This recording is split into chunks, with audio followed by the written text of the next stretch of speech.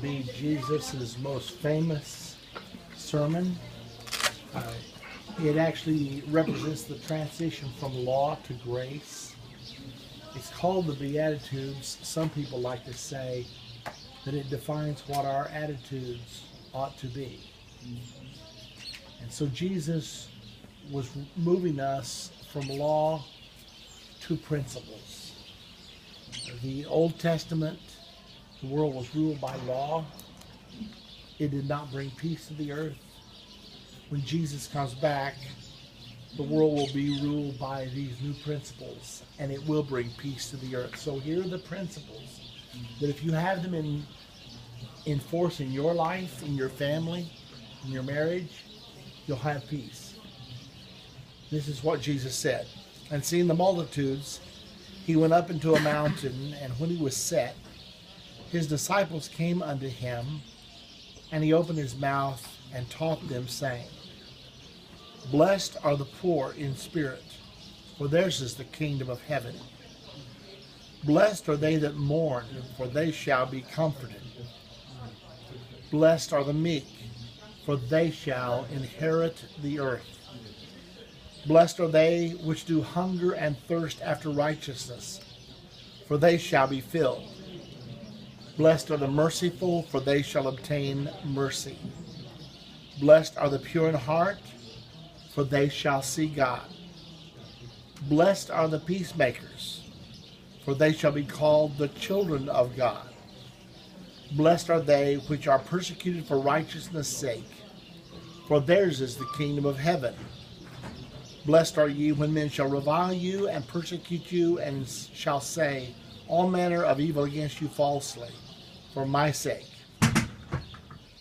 Rejoice and be exceeding glad, for great is your reward in heaven. For so persecuted they the prophets which were before you. Let me read one more verse. You are the salt of the earth, but if the salt have lost its savor, wherewith shall it be salted? It is thenceforth good for nothing but to be cast out and to be trodden underfoot. If we quit practicing those things that Jesus taught us, then we're no longer the salt of the earth. Let's make sure we get a good understanding, because the key to happiness and success is in what I just read to you. In the Old Testament, the slogan was an eye for an eye, a tooth for a tooth. You hurt me, I hurt you back. You put my eye out, I put one of your eyes out. It was the way, it was the Old Testament way, the law way. But in the New Testament, Jesus came to say to us, bless those that curse you. Somebody at the four-way stop, you know you were there first, but they decide to bulldoze on through. Don't lay on your horn. Just smile. They're probably in a hurry. You never know. Their wife may be at the hospital having a baby. Bless those that curse you. Do good to those that despitefully use you. Are you listening to me? Do good to those that do bad to you. Now, this is where the rubber meets the road in Christianity. Because all of us have had times when people were maybe hurting us, working against us. And we're taught that we are not to react. Because the reason this works so wonderfully is because it breaks the cycle of violence. For instance, in our present world, if Iraq bombs us, we bomb them back bigger. If Iran bombs us, we bomb them back. If they threaten us, we threaten them worse. And so the cycle of violence goes on. Same thing is true in a marriage. If the husband says something bad about the wife, well, she says something bad about his family. And back and forth it goes until it just gets worse and worse and worse. However, Jesus taught us how to break the cycle of violence. And the way you break the cycle of violence is don't participate in it. Somebody does something bad to you, do something nice back to them. For instance, let's say on your job. Let's say there's someone that's out to get your job and they're lying to the boss on you. What are you going to do?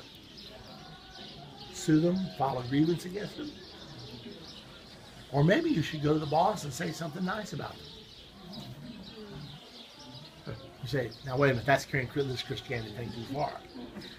The truth of the matter is, that's the key to success, because when these principles are implemented, the reason there's going to be not one war for 1,000 years is because this is the way the world's going to be run right here.